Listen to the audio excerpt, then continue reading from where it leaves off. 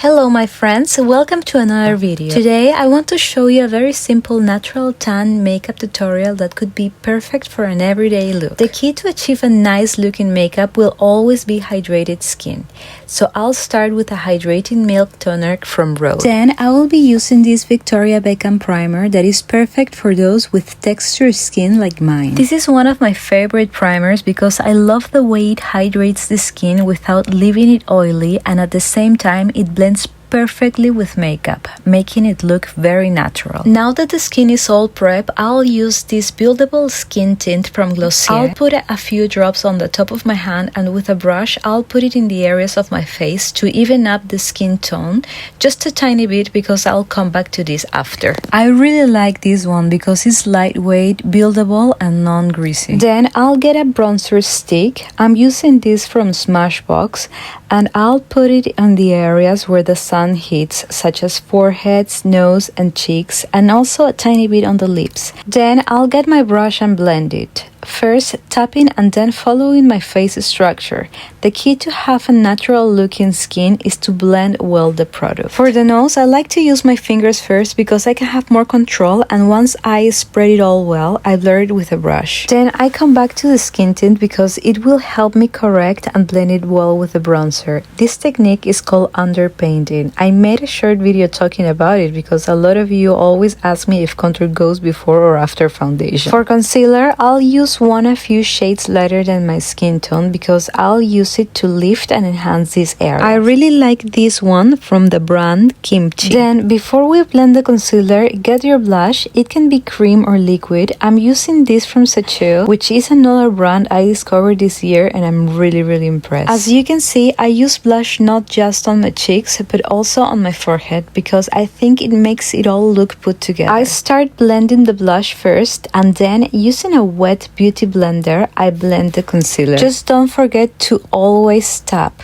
You can always use your fingers for small areas to have more control, or a thin brush if you have one handy. Once the concealer is all blended, keep blending all the products together, tapping with the beauty blender so you can avoid harsh lines and create a natural looking base. Once we're done, we'll let the products settle down properly and move on with the eyebrows. I like to use an eyebrow tinted gel, but you can use an eyebrow pencil if you prefer. For the eyes, I'm using a soft brown eyeliner that I like to put under my lower lashes because it opens up the eyes, creating a shadow that makes the lashes look fuller. This is from Charlotte Tilbury in shade Foxy. Now, if there is a makeup product that I recommend to anyone, is this eyeshadow palette from Makeup by Mario. The shades, the quality and the versatility makes this one a must in every makeup case. Then I get a mascara. If you want a more natural looking result, go for a brown one. I personally love a classic black mascara, and this is definitely one of my favorites. By the way, I just made a video trying and reviewing designer mascaras, so go check it out after this video. Before I continue with the lower lashes, I first get my loose setting powder. Now, if you have a dry and or mature skin, go for a compact settings powder instead. This part is very important because using the wrong setting powder can ruin the entire look, making it look cakey. This will help absorb the oil and avoid the mascara to smudge. So besides adding it on the T-zone and jaw for a snatch result, with a brush, add a little bit on the eyelids as well. With this, it won't just absorb the oil and avoid smudging, but also it will make your makeup intact for longer. Once we're done with that, we continue with the lower lashes. And now that we are done with the eyes and eyebrows, we will do the fun part.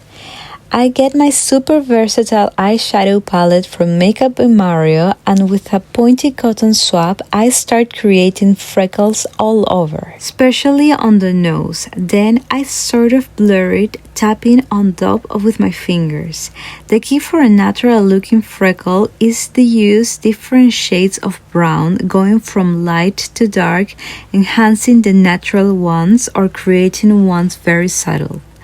This part is totally optional. I know a lot of people don't like the faux freckle look, but I personally think they are very flattering when done correctly. Plus, it adds a tan and youthful look that is very charming. I have to say, I've tried several freckle techniques, from freckle pens to liquid stains, and this one is definitely one of my favorites. Just remember, as with everything, patience is key and practice will lead to perfection.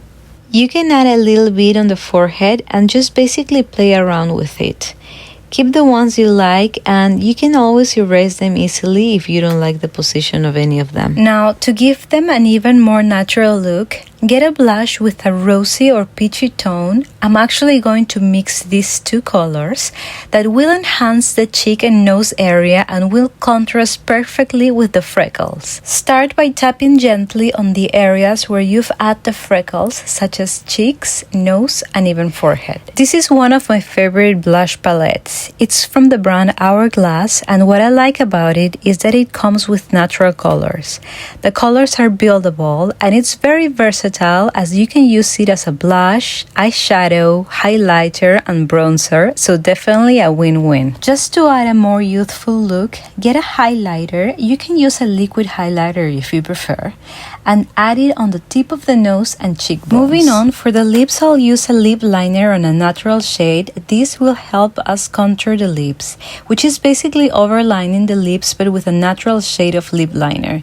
Like this, it will create a shade that will make your lips look naturally fuller. Before I add the lip gloss, I have to kiss my cat because he's demanding attention. Then, get a tinted lip gloss on your favorite color. I'm going to use this Bloody Red from Dior, and I'm going to add it only on the middle, so then I can spread it with my fingers so it can blur it well and look more naturally hydrated instead of defined. The combination of a soft brown lip liner with a red lip gloss will give your lips a natural plump result, which is perfect for an everyday look. Now, last but definitely not the least important step will be setting spray. A lot of people don't know this, but it's actually one of the most important steps if you want your makeup to look natural and not like if you are using too much makeup. The setting spray will make the liquids mix with the powders and make everything settle perfectly. There are many setting sprays options on the market, from matte to dewy look to SPF and even antibacterial, which is the one that I'm using right now. It's my go-to because it's very refreshing. For the last touch, I'll just put my earrings and finger brush my hair. Et voila! This is the final result of this makeup tutorial. I hope you like it. I think it's very flattering on everyone. It's youthful, natural, and beginner friendly. Let me know in the comment sections if you have any questions and if you want more tutorials like this. I hope you find this video helpful. I hope you like it. If you did, please consider subscribing. That will help me a lot. Give it a thumbs up, and I hope I can get to see you in the next one. Bye! I hope you find this video helpful. I hope you like it. If you did, please consider subscribing. That will help me a lot.